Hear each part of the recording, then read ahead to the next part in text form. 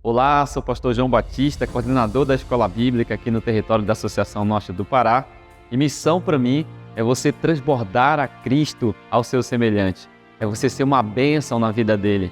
É você, de alguma forma, estender as suas mãos para que essas pessoas sejam salvas em Cristo Jesus.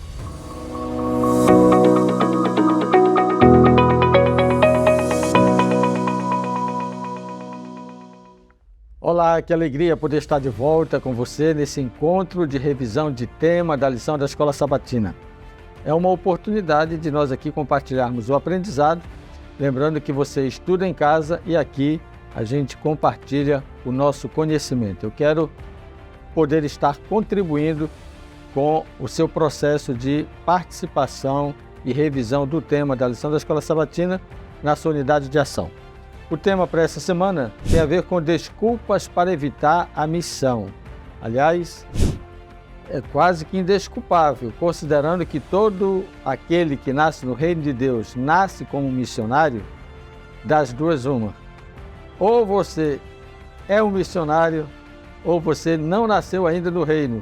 Então, diante dessa perspectiva, as desculpas elas podem ser paliativas, mas não explicativas, elas não justificam a inatividade na missão.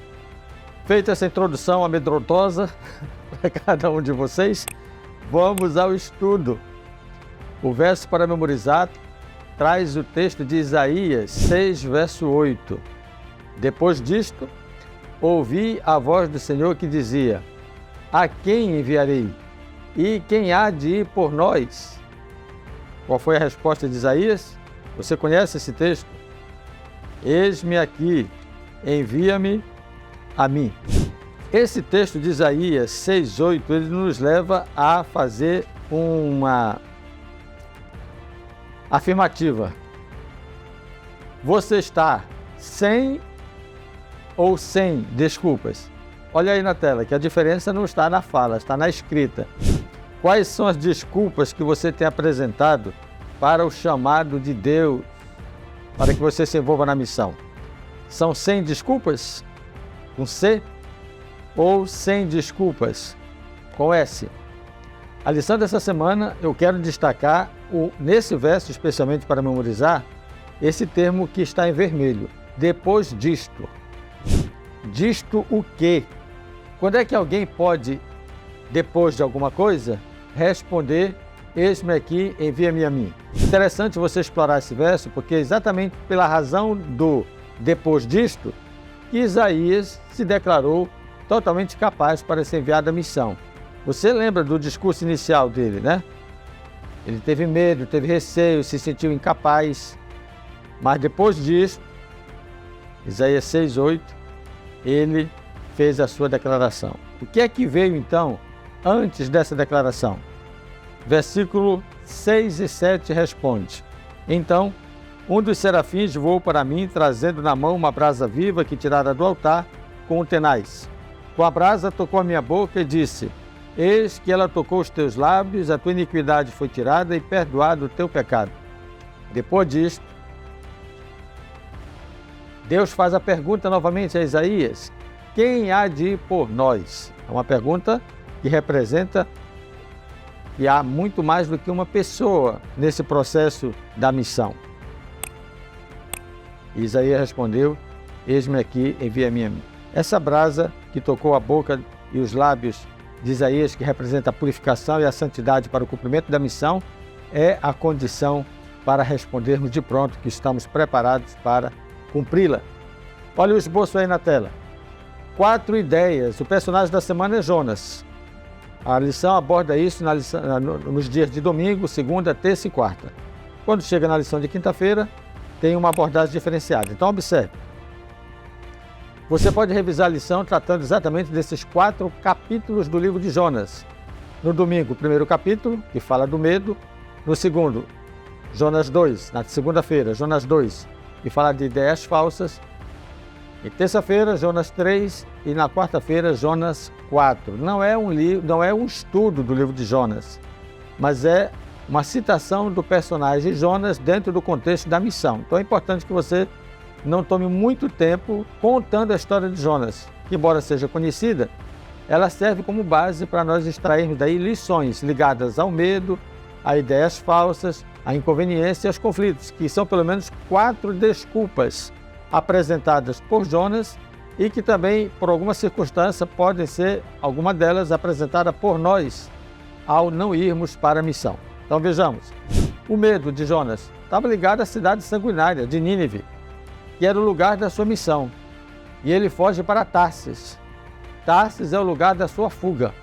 Nínive é o lugar da sua missão. Você tem medo de ir para onde Deus lhe envia? Cuidado, existem muitas Tarsis que servem de opção para a fuga da missão. Espero que você explore bem esse tema ao revisar, lembrando que o nosso compromisso com o chamado é ir aonde Deus mandar e não aonde eu quero ir. Segunda desculpa está ligada a ideias falsas. Na história de Jonas, nós percebemos que os deuses estão presentes ali no conflito. Antes de Jonas ser lançado ao mar, os marinheiros, cada um clama a seu Deus, cada um implora a seu Deus, e Jonas está quieto, dormindo, sem clamar a Deus. Enquanto uns clamam pela vida, Jonas está em silêncio. Então, que deuses nos governam?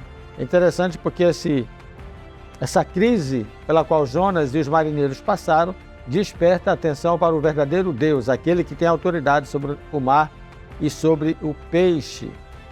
Lembre-se que a conversão dos marinheiros é um testemunho de que eles temeram a Deus quando ele agiu através de um milagre. Esse milagre foi o acalmar das ondas e o peixe que engoliu Jonas, e esse, lá no ventre, ainda se manteve vivo. A terceira desculpa apresentada por Jonas está no capítulo 3 do livro, que fala da inconveniência. Ele enfrentar os preconceitos da missão. Veja, ele imaginava que Nínive não seria merecedora da graça e da salvação. Mas depois da sua experiência, quando ele entendeu o conceito da salvação lá no fundo do mar, no ventre do peixe, ele reconheceu e disse: ao Senhor pertence a salvação. Ele é vomitado à beira da praia e vai então disposto a expor a sua fé, anunciar que Nínive será destruída dentro de 40 dias. Você está disposto a pregar uma mensagem contundente como esta? Disposto a ir ao sacrifício? Ele percorreu a cidade de Nínive anunciando essa mensagem. A quarta desculpa são os conflitos. O que de fato é mais importante na missão? Quando a gente pensa a respeito dos conflitos que Jonas atravessou, logo após perceber que Nínive não foi destruída, que a graça, por conta da conversão dos moradores, a graça foi manifestada e, de fato, a profecia de Jonas, que estava condicionada à conversão, não se cumpriu, porque eles se converteram, do animal ao ser humano, todos se converteram ao pó e à cinza. Então, esse é o fator mais importante. Jonas entendeu o seguinte: o mais importante é o cumprimento da minha profecia. Contudo, o mais importante era ele entender que a conversão, ela está acima de qualquer expectativa profética.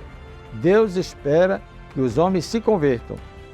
É uma condição para não morrerem, para não serem destruídos. Se eles se convertem, claro que a profecia da destruição se torna sem propósito, uma vez que ela estava condicionada à conversão. Okay? Haverá um momento que a porta da graça se fecha e há de se revelar o final da história daqueles que se converteram ou não à mensagem anunciada. A resposta para os grandes desafios da missão é o sim ou não. Você está disposto a cumprir a missão? Veja, a última parte da lição fala da resposta de Isaías. É aqui que eu acho que você deve tomar um pouquinho mais de tempo. Eu não vou tomar muito tempo aqui porque eu tenho que encerrar. Mas lembre-se, foram 4 desculpas: medo, ideias falsas, inconveniência, conflito. Use Jonas como uma referência histórica, mas você pode contextualizar cada um desses medos aos dias atuais. Qual é o medo que você tem hoje de cumprir a missão? Que ideia você tem sobre missão? E aí, qual é a inconveniência que você acha de cumprir a missão, por exemplo, numa faculdade ou no ambiente de trabalho? Quais são os conflitos que hoje imperam entre você e a missão, entre a sua resposta à missão? Entendeu? É bom contextualizar a lição para não ficar só no aspecto histórico. E o final da lição, aquela resposta de Isaías já muda de personagem eis-me aqui, envia-me a mim. É claro que Isaías é uma espécie de contraponto. Jonas disse, eu não vou para Nínive, eu vou para Tarsis. Ele, de outra maneira, ele disse, eu não estou aqui. Mas Isaías respondeu, eis-me aqui. Veja que ele primeiro contemplou, depois ele meditou sobre si mesmo, ele foi transformado com a brasa que foi tocada em seus lábios e ele aceitou a missão. Então, esse chamado de Isaías, no capítulo 6, que é a visão de Isaías e o seu chamamento, tem 4 aspectos importantes. Você já viu a Deus? Que Isaías clama, meus olhos viram a Deus. Ah, Senhor, estou perdido. Essa experiência de contemplação mostra a real condição em que nós nos encontramos. Segundo ponto é a reflexão que ele faz no versículo 5. Ai de mim, estou perdido, porque sou homem de lábios impuros, habito no meio do povo de impuros lábios. Percebo que aqui no verso 5 ele diz que está de lábios impuros. E no verso 7, o Senhor purifica seus lábios. Interessante esse aspecto da transformação. Ele contempla Deus, ele vê a si mesmo, Deus é santo, eu sou impuro. Aí vem Deus e faz assim, tudo bem, vamos transformar você. E ele diz, agora sim, eu estou pronto para a missão. Essa experiência de contemplar Deus, ver a nossa condição e entender a nossa dependência, é sim um fator importante para nós aceitarmos o chamado para cumprirmos a missão. Qual é a melhor notícia sobre missão? Eu vou dizer para vocês, Lucas 11:32 diz que os ninivitas se levantarão no juízo com esta geração e a condenarão, porque se arrependeram com a pregação de Jonas. Essa é a melhor notícia, uma cidade extremamente promíscua e sanguinária, que era Nínive. Os assírios, então, um povo muito hostil, se tornaram candidatos ao reino dos céus. Se arrependeram com a pregação de Jonas. Essa é a boa notícia sobre a missão. Então imagine que é possível muitas outras nações aceitarem a Cristo como seu Senhor. O desafio da semana, faça uma lista com o nome de 10 pessoas incrédulas. Não vai ser fácil, não. Você vai lembrar de pelo menos 10 pessoas. Busque na sua mente, encontre sua Nínive. Comece a orar intercessoriamente pelos seus moradores, para que eles possam crer na mensagem para esse tempo. A mensagem de Jonas não mudou. A diferença é que agora ela alcança o mundo. Se não nos arrependermos, se o mundo não se arrepender, será subvertido, será destruído. Que Deus abençoe vivermos essa experiência de anunciar esperança e não tragédia. Lembrando que essa terra será destruída por causa dos seus moradores, mas por causa de Cristo, muitos outros se salvarão. Ofereça essa esperança aonde você está. Que Deus te abençoe e até a próxima semana.